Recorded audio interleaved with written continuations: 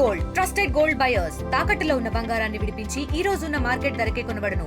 మరిన్ని వివరాలకు సంప్రదించండి 7771077720. 2015లా మాకు పెళ్ళయింది.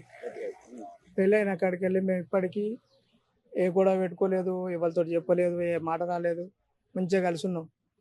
ఇప్పటిదాకా అది చనిపోయే ముందు కూడా ఏమన్నా నాకు చెప్పలేదు, ఏమైనా జరిగిందని చెప్పలేదు. గురువారం నాడు పొద్దున పొలం కాడ మా బావ నేను మందు కొట్టి వచ్చినాక అన్నం వండింది, ఇద్దరికి అన్నం పెట్టింది, అన్నం తిన్నాం.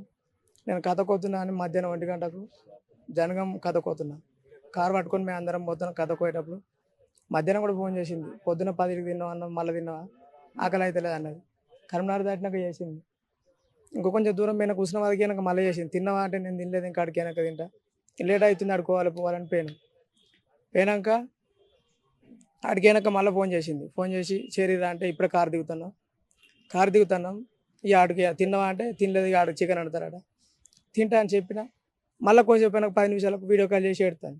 ఏమైంది అంటే కట్ చేసినాక మా బాబు ఫోన్ చేసి వీడియో కాల్ ఏమన్నా రికార్డ్ ఉందా మీ దగ్గర? ఏడ్చినది మాట్లాడింది? వీడియో కాల్ చూసిన 1 నిమిషం మాట్లాడింది. ఏమైంది ఎడుతున్నావు అంటే ఏం చెప్పలేదు. సడన్గా కట్ చేసినాక నాకు బాగా బాధ అనిపించి మా బాబుకు ఫోన్ చేసిన. బాబు ఏడున్నావు అంటే పొలం కాడి నుంచి ఇంటికి వస్తున్నాను. పో అది ఇంటికాడ ఎడుతుంది, ఎందుకు ఎడుతున్నాక మా బాబు వెంటనే నీరు కాచిన ఇంటికి కొరకు వచ్చేసరికి మళ్ళీ అయితే లిఫ్ట్ చేయలేదు. 2-3 సార్లు చేయంగా మళ్ళీ వీడియో కాల్ చేస్తే లిఫ్ట్ చేసింది. మందు డబ్బా చూపిస్తాను, పిల్లలు చూపిస్తాను.